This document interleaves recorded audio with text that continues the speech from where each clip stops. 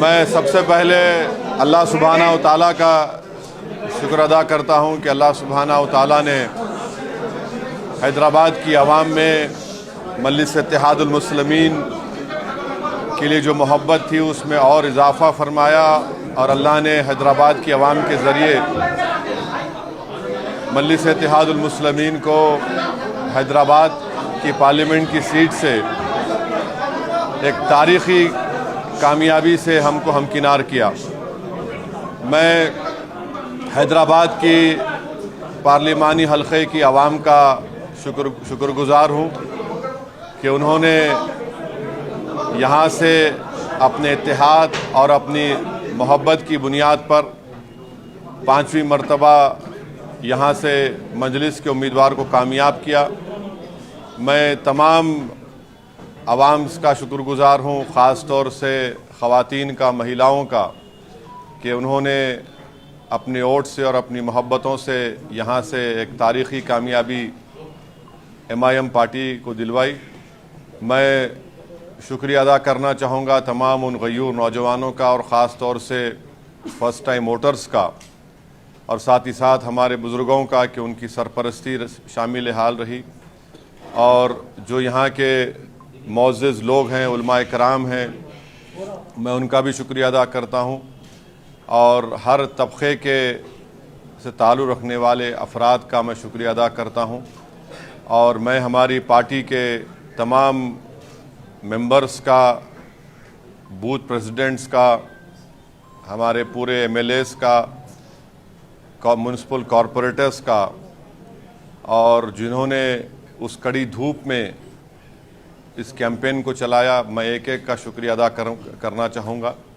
और हम तमाम की इज्तिमाई मेहनत और की वजह से एक तारीख़ी कामयाबी हमको हैदराबाद के पार्लिमानी हल्के से मिली है। तो मैं इंशाअल्लाह कोशिश करूँगा, जस्तजू करूँगा कि जो भरोसा मुझ पर आपने क़ायम किया है, पहले से ज़्यादा हम लोग मेहनत करेंगे हैदराबाद की पार्लियामेंट की कि यहाँ पर डेवलपमेंट करवाने के लिए। और मैं साथ ही साथ शुक्रिया अदा करना चाहूँगा औरंगाबाद की आवाम का, और उन्होंने इम्तियाज़ जलील साहब के हक़ में अपने वोट का इस्तेमाल किया।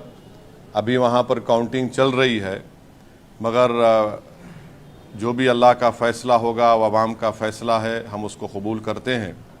और मुझे उम्मीद है कि इंशाअल्लाह ताला ना इम्तियाज़ जलील साहब, ना वहाँ के मजलिस के तमाम हमारे एक्स कॉरपोरेटर्स, वहाँ के ज़िम्मेदारान, उनके हौसले बुलंद रहेंगे।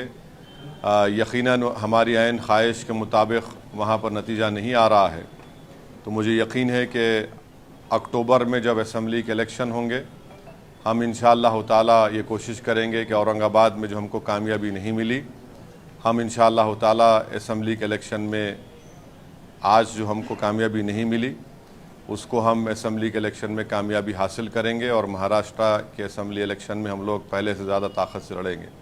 साथ ही साथ मैं किशनगंज की आवाम का भी शुक्रिया अदा करूँगा कि जिन्होंने MIM पार्टी के हक़ में अपना वोट दिया, और जो हमारी कमज़ोरियाँ हैं हम कोशिश करेंगे उसको दूर करने के लिए। मैं साथ ही साथ PDM की हमारी पल्लवी पटेल, हमारी बहन का, उनकी माता का, उनकी माँ का, पंकज भाई का और उनके तमाम अपना दल के ज़िम्मेदारों का भी शुक्रिया अदा करूँगा कि हमने वहाँ पर भी जाकर PDM के लिए कैंपेन चलाया है। और हमारा ये PDM से जो हमारा ताल्लुक़ है वो जारी रहेगा और इंशाअल्लाह ताला ये हमारी कोशिश थी और हम कोशिश को जारी रखेंगे। मैं तेलंगाना की आवाम का भी शुक्रिया अदा करता हूँ कि हमने उनसे अपील की थी कि जहाँ तक हो सके BJP की कामयाबी को रोकें। उन तमाम हज़रात का मैं तहे दिल से शुक्रगुज़ार हूँ कि जिन्होंने खामोशी से इस मुहिम को चलाया, जिन्होंने आगे बढ़कर ये कोशिश की कि BJP के बढ़ते हुए क़दमों को तेलंगाना में या उनकी कामयाबी को रोका जा सके। मैं उनका भी शुक्रिया अदा करता हूँ। अब दूसरी बात यह है कि मुल्क की आवाम ने एक फ़ैसला दिया है। अब ये बात तो वाज़ेह हो चुकी है कि BJP को अभी काउंटिंग चल रही है, ऐसा लगता है कि उनके पास मैजिक नंबर नहीं आएगा जो 272 का नंबर है। और ये इस बात का ये इसलिए नतीजा आया क्योंकि 10 साल में बीजेपी ने जो नफ़रत की सियासत की थी उससे आज लोग तंग आ चुके हैं। बीजेपी ने जो बड़े बड़े ख्वाब दिखाए थे और वो तमाम के तमाम वो ख्वाब झूठे थे, तो नौजवान इस बात को महसूस कर लिया कि बीजेपी बेरोज़गारी उनका मुक़द्दर बना चुकी है। किसान परेशान था, दलित और ख़ास तौर से जो लोग संविधान को चाहने वाले हैं वो इस बात को महसूस कर चुके थे कि मोदी ने जो 400 पार की बात की वो सिर्फ बाबा साहब अम्बेडकर के संविधान को ख़त्म करने के लिए की है। तो ये एक जो वर्डिक्ट आया है, अब अगर मोदी जी सरकार बनाएंगे तो उनको पार्लियामेंट में बैसाखियों के सहारे आना पड़ेगा, उनको पार्लियामेंट में बैसाखियों के सहारे आना पड़ेगा और वो भी बड़ा अच्छा नज़ारा होगा देखने के लिए, क्योंकि 400 पार, बल्कि माशाल्लाह से इतने जो आप लोग यहाँ पर जमा हैं, आप लोगों ने भी कहा था एक एक का नाम अगर लेके बोलूँ 450, किसी ने कहा 400। तो अंग्रेज़ी में एक कहावत है, you will have to eat the crow now, माने आपको कौवा खाना पड़ेगा। तो अब नहीं मालूम खाएंगे नहीं खाएंगे, मगर कहावत है। किसी एक माशाल्लाह एक साहब ने तो जो बड़े अपने आप को माहिर कहते हैं, उन्होंने कहा कि हैदराबाद हम नहीं जीतेंगे। खैर अल्लाह जो चाहता है वही होता है। तो तीसरी बात, अहम बात यह है कि अगर ऐसा मौका आता है कि देश के तीसरी मर्तबा प्रधानमंत्री वज़ीर आज़म नरेंद्र मोदी नहीं बनेंगे, अगर उसमें हमारी ज़रूरत पड़ी तो हम यकीनन उसमें साथ देंगे, क्योंकि हमने एक पब्लिकली एक स्टैंड लिया है कि हम बीजेपी को रोकेंगे। और चौथी बात यह है कि हम नरेंद्र मोदी से ये बताना चाह रहे हैं कि आप देखो ये नतीजा क्यों आया। उनको सेल्फ इंट्रोस्पेक्शन करने की ज़रूरत है और हम उम्मीद करते हैं कि पिछले 4 साल से जो लोग जेलों में सड़ रहे हैं उनकी फ़ौरन रिहाई अमल में लाई जाएगी क़ानूनी तरीक़े से, क्योंकि याद रखिए कि अगर आप कमज़ोर पे जुल्म करेंगे तो उस कमज़ोर की तकलीफ़ को ऊपर वाला सुनने वाला है। तो अब नहीं मालूम कि फाइनल काउंटिंग होने के बाद कितने सीट बीजेपी लाएगी, मगर मुझे लगता है कि इंशाअल्लाह ताला वो मैजिक नंबर बीजेपी नहीं लाएगी।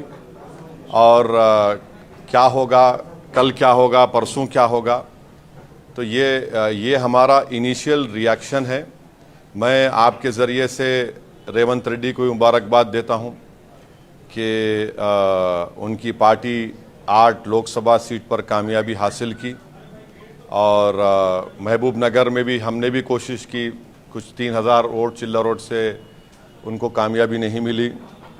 सिकंदराबाद में मेजॉरिटी कम हुई है और अफसोस की बात यह है कि बहुत से मुकामात पर पार्लियामेंट कॉन्स्टिट्यूंसी में खोल दो प्रमोद है तो बहुत से मुकामात पर हम ये देखे हैं कि टीआरएस के लोग ओपनली बीजेपी को सपोर्ट कर रहे थे। ये भी आवाम के सामने आ गया।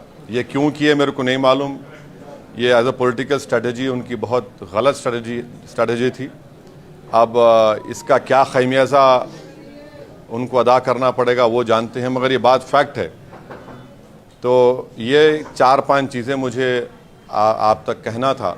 अब आपके पास कोई सवाल, एक सुनिए, आपके पास 5 से 10 मिनट का वक़्त है। मेरे को नमाज़ पढ़ना है मगरिब की, बशीर साहब को भी पढ़ना है और मगरिब का नमाज का वक्त जल्दी ख़त्म हो जाता। तो आराम से एक एक करके। अब एनडीए को कम आया ना, बीजेपी को ऐसे पार्टी इसको मेजॉरिटी नहीं आया, आप सोचते हैं भाई इंडिया बाय डिफॉल्ट उसको किसको बुलाना चाहिए? अभी इसको ऊपर तो खुद का मेजॉरिटी आया नहीं। देखिए, नहीं देखो राम, ऐसा है ना कि अभी तो फाइनल काउंटिंग ख़त्म नहीं हुई, अभी भी चल रही है काउंटिंग। नहीं, काउंटिंग होने के बाद क्या होगा जब बोल सकते हैं हम, अभी बहुत जल्दी होगा। क्या आप इंडिया अलायंस के साथ जाने के लिए तैयार है? क्या बातचीत? हम इंडिया अलायंस का हिस्सा नहीं है। अगर ऐसा सिचुएशन अराइव होता है जहां पर एक नॉन बीजेपी का आदमी, नॉन एनडीए का आदमी या महिला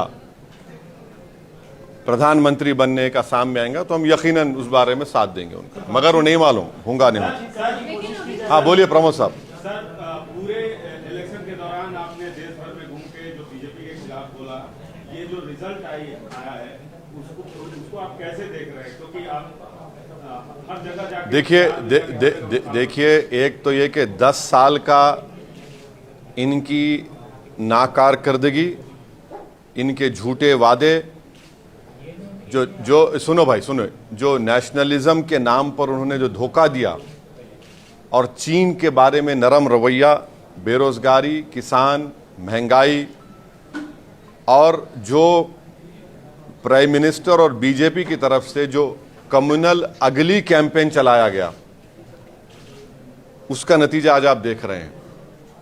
उसका नतीजा आज आप देख रहे हैं। जैसा हैदराबाद में वाहियात किस्म का कैंपेन बीजेपी ने चलाया, बिल्कुल वाहियात किस्म का, उससे बढ़कर ज्यादा वाहियात नरेंद्र मोदी ने कैंपेन करवाया। बस ऐसा दिख रहा था कि इस देश में मोदी की नज़र में सिर्फ मुसलमान ही वोट देने वाले हैं, कोई दूसरा देने वाला नहीं है। हर भाषण में उन्होंने एक एक चुन चुन के इस तरह की वाहियात बातें की, और तारीख उनके भाषण को हमेशा याद रखेगा। राहुल गांधी ने अपनी प्रेस कॉन्फ्रेंस में फिर से संविधान दिखाया, क्या उससे आप इत्तेफाक रखते हैं कि संविधान बदलने की साजिश हो रही थी? जिस तरह से कैंपेन में चला, कांग्रेस के कैंपेन में जो चला, आप उससे इत्तेफाक रखते हैं? मैं बार बार आपको ये बात कहता रहा कि 400 सीट का मतलब एक ही थे कि या तो संविधान को बदलने की तैयारी थी जिससे आरक्षण खत्म हो जाएगा, और सुनिए, या फिर बेसिक स्ट्रक्चर को खत्म कर देना। और आर्टिकल 29-30 के तो बीजेपी बरसों से खिलाफ है, जो कल्चर का प्रोटेक्शन और माइनॉरिटी के एजुकेशन इंस्टीट्यूट को प्रोटेक्ट करने का राइट देता है। तो ये है, संविधान अगर रहेगा तो इससे सबको फायदा है ना। एक डॉक्यूमेंट है, उसमें फंडामेंटल राइट्स है, और हमेशा शुरू से आरएसएस देख लीजिए आप, पिछले 90 साल से आरएसएस हमेशा कॉन्स्टिट्यूशन को अटैक करती है। सर, आपके पड़ोसी राज्य में आपके दोस्त, कई बार उनको दोस्त कह चुके हैं, जगन मोहन रेड्डी को आपके दोस्त बुरी तरह हार गए, उसका कुछ कहना है? अवाम का फैसला है, अवाम का फैसला है, उसको उसकी इज्जत करनी चाहिए, रेस्पेक्ट करनी चाहिए। मुझे उम्मीद है कि वो रेस्पेक्ट करेंगे। हाँ हाँ, बताया यही जा रहा है कि कांग्रेस पार्टी इंडिया अलायंस कोशिश कर रही है, चंद्रबाबू नायडू। मेरे को नहीं मालूम। देखिए मैं उसका अलायंस का हिस्सा नहीं हूं, मैं उसका जवाब नहीं दे सकता। लेकिन आप पॉलिटिशियन हैं सर, आप इतने सालों तक पार्लियामेंट हाँ, में रहे हैं, ठीक। आप पॉलिटिशियन हैं। एक पॉलिटिशियन की सोच क्या कहती है उनको कि आना ये चाहिए सर, इंडिया जो सियासी सूरत हाल बना है उसमें क्या होना चाहिए, क्या हो सकता देख- है? दे- आप दे- तो पॉलिटिकल पंडित के तौर पे पूछ रहे हैं। नहीं, मैं पॉलिटिकल पंडित नहीं हूं, पंडित आप हैं महाराज। और सर, और India alliance, sir, India India alliance के साथ आना चाहिए। हाँ। बैसाखी की बात आप कर रहे हैं हाँ, संसद में। हाँ। अब आपको कैसे लग रहा है कि यूनिफॉर्म सिविल कोड हो या फिर सीएए की बात हो, ये बड़े मुद्दे हैं जिन एक बात याद रखिए, पीओके तक एक बात याद रखिए, आप लिख के रख लीजिए। अब देश में प्रोटेस्ट होगा, इसको आप नहीं रोक सकेंगे। आप देखेंगे किसान का एक मामला है, महाराष्ट्र में मराठा रिजर्वेशन है, ये सब चीजें हैं। आप किसी को, अगर आप बिल्ली को भी अगर आप एक कमरे में बंद करके ढक लेंगे ना दीवार की तरफ, तो बिल्ली कमरे में भागेगी, मगर एक वक्त आएगा बिल्ली अपना प्रोटेक्शन खड़े हो जाएगी। तो ये 10 साल का ये उनका नतीजा, और खास तौर से 5 साल में जो उनका रवैया रहा है, तो बैसाखियों का आप लिटरल मीनिंग मत ले लीजिए। मैं सबको शहद सर, एक अहम क्या सवाल है। बीजेपी के खिलाफ कांग्रेस चाहिए सर? हाँ? बीजेपी के खिलाफ क्या टीडीपी को, नीतीश कुमार को आना चाहिए? मैं कैसा बोलूंगा? मैं उस पार्टी का, अरे मैं उस पार्टी का नहीं हूं भाई, सर, आप मैं उस पार्टी का नहीं हूं, मैं नहीं बोल सकता। सवाल कांग्रेस पार्टी में सोनिया गांधी की आप हमेशा इज्जत करते रहे हैं, क्या सोनिया गांधी आपको व्यक्तिगत तौर पे इनवाइट करती है इंडिया अलायंस में, तो आप जाएंगे? मैं केसीआर की भी इज्जत करता हूं, करते रहूंगा। उसमें उससे इज्जत करने में बुरी बात क्या है? नहीं सुनिए, नहीं अरे देखिए ना कि ये मैं इंडिया अलायंस का हिस्सा नहीं हूं। हम नहीं, अगर निमंत्रण दिया जाता है, सोनिया गांधी आपको बाइज्जत इनवाइट करती हैं, तो आप आएंगे? अरे आप ये समझ रहे मेरी इज्जत नहीं है अभी? हाँ फिर बाहर क्या बात है? 3,47,000 से हैदराबाद की आवाम ने हमको कामयाब किया, ये सबसे बड़ी इज्जत दौलत है मेरे लिए। अब मैं देखिए, ये मेरे लिए बहुत काफ़ी है। जैसा हमेशा मैंने कहा कि हमारी गरीबी में शाही है, उस खुश हैं हम उसमें। सर कॉन्स्टिट्यूशन को लेकर आप इंडिया अलायंस के जो टॉप नेता है, टॉप लीडर्स है, उससे आपका बयान इत्तेफाक रखता है, तो आप क्या नहीं एक बहुत कम सीट्स इंडिया अलायंस और बीजेपी और इंडिया अलायंस के बीच में अभी लग रहा है, तो आप क्या उनको एटलीस्ट फॉर्मल तौर पे आप क्या आपका सपोर्ट जारी करेंगे, या फिर उसके साथ साथ सर जो आप बीजेपी के खिलाफ सीएए, एनआरसी, एनपीआर के खिलाफ जो आप वोट मांगे हैं, तो आपको बहुत बड़ी तरीके से जीत मिली है हैदराबाद पे, तो इसको भी आप नेशनली उठाएंगे क्या? बिल्कुल उठाएंगे, हम ही तो उठा रहे हैं इन चीजों को, बराबर उठाएंगे। कहने का मतलब जो आपको मैंडेट यहाँ पे मिला, हाँ इज्जत रखने के लिए, हाँ, उन ताकतों को रोकने के लिए क्या इंडिया अलायंस के साथ मैं देखिए, मैंने शुरुआत में ही आपके पूछे बगैर इस बात को कह दिया कि हमने, हमारी पार्टी ने पब्लिकली इस बात को डिक्लेयर किया कि अगर नॉन बीजेपी, नॉन एनडीए का कोई शख्स प्राइम मिनिस्टर बनने की कोशिश कर रहा है या बन सकता है तो यकीनन हम उसकी तायद करेंगे। मगर अभी काउंटिंग चल रही है और काउंटिंग मुकम्मल होने के बाद आपको पता चलेगा। ख़ास तौर से बीजेपी वो 272 का मैजिक नंबर क्रॉस करती है, टच करती, नहीं मालूम, मगर मुझे लगता है कि वो नहीं कर पाएगी। सर आप बीजेपी को रोकने की बात कर रहे हैं, लेकिन लगातार चाहे असेंबली चुनाव हो, म्युनिसिपल हो या फिर अभी के लोकसभा, एक बात, एक सुनिए, एक बात तो साबित हो गई ना कि इस देश में मुस्लिम वोट बैंक नाम की कोई चीज कभी थी ना कभी रहेगी। ये एक मिथ क्रिएट किया गया था, ये एक मिथ है। ये कभी इस मुल्क में कभी मुस्लिम वोट बैंक नहीं था। ये खामखा ये लोग पुकारते थे और हमारी कम्युनिटी खुश होती थी। कभी था ही नहीं, ना कभी रहेगा। सर आप मुस्लिम वोट बैंक की बात कर रहे हैं, सबसे ज्यादा मुस्लिम पाए जाते हैं उत्तर प्रदेश में। उत्तर प्रदेश का आप रिजल्ट कैसा देखते हैं? वहां पे 40 से ज्यादा एसपी प्लस को मिलना और 40 से कम बीजेपी को मिलना, ये आंकड़े आप कैसा देखते हैं? और आप भी तो उत्तर प्रदेश में उतना आप कैंपेनिंग किए, तो आपका फिर नहीं तो एक बात सुन लीजिए, पूरा डेटा आने दीजिए। कितने सोशल ग्रुप्स, ओबीसीज, मुसलमान और दलित में जाटव है, पासी है, वाल्मीकि, कितने लोग वोट दिए, उसके बाद जवाब दे सकते हैं। मगर रिजल्ट तो आया ना। सर तेलंगाना में 8 सीटें जीत गई बीजेपी। हाँ, आपके सूबे तेलंगाना में 8 सीटें बीजेपी जीत गई, क्या कहना है? अभी और कम हो जाएगा, कल से आप देखेंगे उनकी ताकत कम हो जाएगी। किसकी ताकत? बीजेपी की तेलंगाना में। नहीं, उनकी भी कम होंगी, आप फिक्र मत करिए। आप देख लीजिए, जो बाजा बजाए थे 400 पार का, तब लोग अंदाजा कर लिए। बाज लोग उसमें आ गए बातों में, तो अब उनको अंदाजा हो गया। आप कल से देखेंगे कि कल से पूरा जितना बुखार था ना, बुखार था या जो क्या बोलते वो तेलुगु में क्या बोलते हैं, हाँ नहीं भानुमती क्या बोलते उतारते ना वो, हाँ सब उतरेगा, कल से सब उतरेगा। अब ठेठ हैदराबादी जबान में तो मस्ती चढ़ गई थी, देखो आप बोलते नहीं, वो सब आप कल से देखो आप क्या क्या होने वाला। ये जो गर्दन मोटी हो गई थी ना सबकी कि हम ही बोले तो सब सही है, और माशाल्लाह से आप लोग तो उसको प्रमोट भी किए, एक आदमी प्रमोट किया उसको। माने मेरे को, जब मैं अभी टीवी देख रहा था अकबर के साथ, हम अकबर जो है काफ़ी उनका बारीक देखते हैं, उन्होंने 4-5 चैनल दिखाए। मैं बोला क्या दिखा रहे? तो बोले देखो एंकर की, देखो आप चेहरे पे कितनी तकलीफ है। 5-6 एंकरों को देखा हमें, इतनी तकलीफ क्यों है आपके एंकर्स को? अरे खुशी मनाइए, देश की जनता का फैसला है। आपके घर में तो चिराग जल रहा है ना, या कुछ आपको नुकसान हो गया, मेरे को नहीं मालूम। एक एंकर इतना ऐसा उदास लग रहा है कि भाई ऐसा दिख रहा है कोई घर में उनके कुछ हो गया, हादसा हो गया। पब्लिक का वर्डिक्ट है। हम उम्मीद करते हैं कि पूरे एंकर्स को रात में अच्छी नींद आएगी। अगर नहीं आएगी तो फिर आप कुछ इंतजाम करिए। इस इलेक्शन कैंपेन में कई सारे इंसान हैदराबाद शहर में आपके खिलाफ नहीं, पूरे के पूरे हैदराबाद को ही आ गए थे और हैदराबाद की आवाम बोली हौरे, हैदराबाद की आवाम बोली हौरे, हैदराबाद की आवाम बोली हौरे, नहीं बोले तो नहीं सुनते। दिखा दिए, पूरा दिखा दिए ना। आप देखो, ये एक तारीखी कामयाबी। मैं शुक्रगुजार हूँ, मेरे पास अल्फाज नहीं है कि बस एक ही तकलीफ़ है कि मेरा बाजू इम्तियाज़ जलील मेरे साथ नहीं होगा औरंगाबाद में।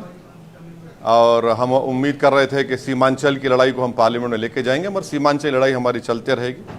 हम देखेंगे क्या कमज़ोरी। हमारे माजिद साहब MLA साहब भी बड़ा कोशिश किए, टीम भी सब किए।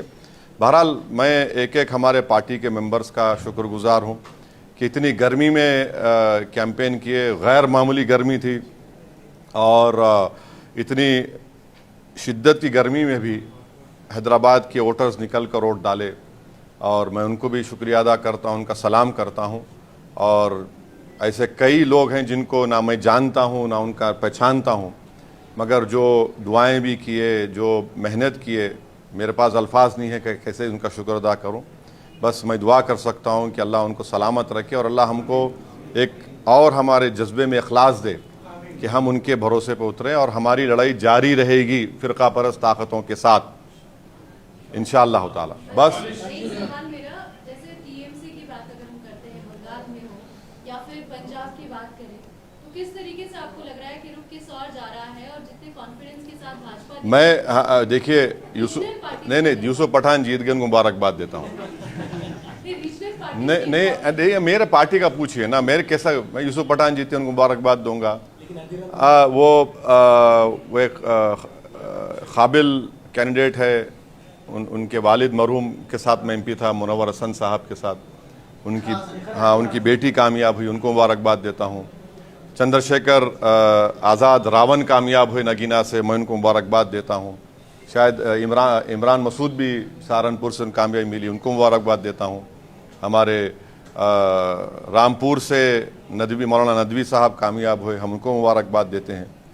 तो यही है, अब इतना ही बोल सकते हैं। अब ये दूसरी पार्टियों का कैसा बोलेंगे? सर, कोalition की जो सरकार बनने वाली है उस पे आपका क्या राय है?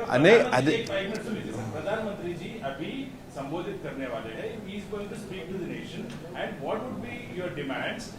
Because I don't see. Let us first wait for the final vote to be counted. Then only you and me can form an opinion how is right. As we speak right now, the counting is being still done. We don't know the exact number, but the picture is, in my opinion, I don't think so BJP will get 272. There are various rumors. Within BJP, we don't know what will happen. NDA or BJP? No, within BJP, we don't know what will happen. There are various, these are all hearsay. It might be hearsay. We don't know what will happen. What will happen? There will be any clash? Huh? No, I don't know what will happen. Maybe you know better because you're close to them. I'm not close to them. I don't know what will happen. We cover everyone, sir, but... No, I know. You cover. I know that. You cover. What would be a demand, sir? No, there is no... See, Mamata is demanding that Prime Minister should resign. You know, it will be very interesting to see Narendra Modi if he forms a coalition. Mr. Modi walking on political crutches. It will be very, very interesting to see. We don't know how he will react, what he will do. Because you see, BJP has already said that this, that they'll do. If Mr. Naidu wants to be part of NDA, will he agree to it? JDU, will it agree to what Mr. Modi wants? So we'll have to see. Let us see what happens. See, sometimes what we call there's a popcorn moment will come. We'll have to wait and see what will happen. So do you think the BRS can come back having such a horrible electoral setback? Do you think BRS can come Well, I have immense respect for KCR. I will continue to respect him. And we don't know how they will do, what they will do. But I was very surprised that in many places in Telangana, they should have not compromised. But unfortunately, the news which we are getting, which you also know, every one of you know, it's an open secret. So that should not have happened. You see, there are, in a political journey, you are in power, you lose power, you lose elections, you win elections. But you continue your struggle. So I don't know what will happen, you know. They are the best judge and the masters of their own destiny. You and me cannot decide for them. We don't know what they will do.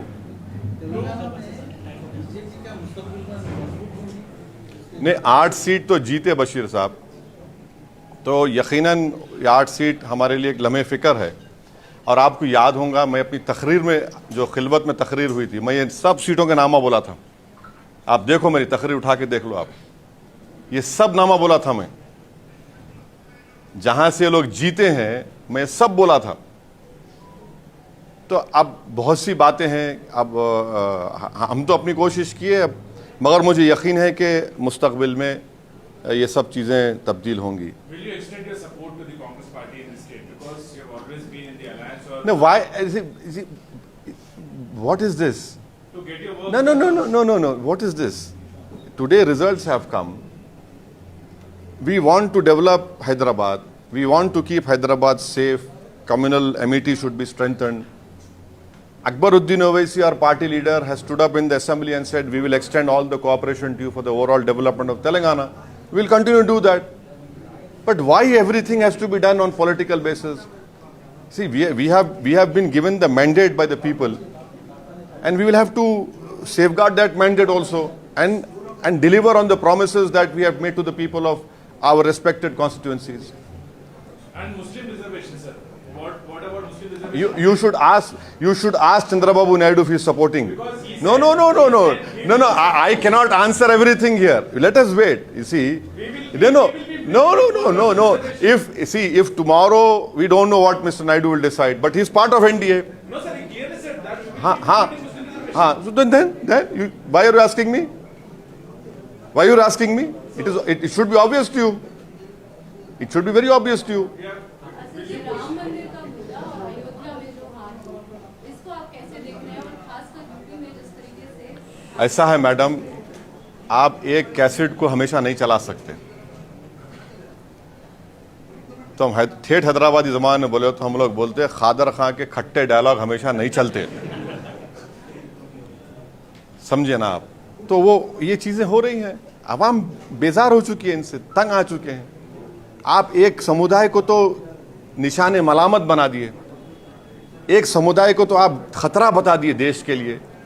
अने इतना ऐसा campaign Narendra Modi चलाएंगे, कोई नहीं सोचा था। बल्कि मैं आपको बोल रहा हूँ, जितने जो नॉन बीजेपी मेंबर वोटर्स थे, वो मेरे को फोन करके बोले, मेरे को अकबर को बुला लो कि हम आपको वोट डाल रहे। क्यों डाल रहे हम पूछे, तो बोले इनके भाषण से। एक नहीं बल्कि कईयों लोग बोले कि ये चीज हमको नहीं चाहिए। ठीक है, थैंक यू।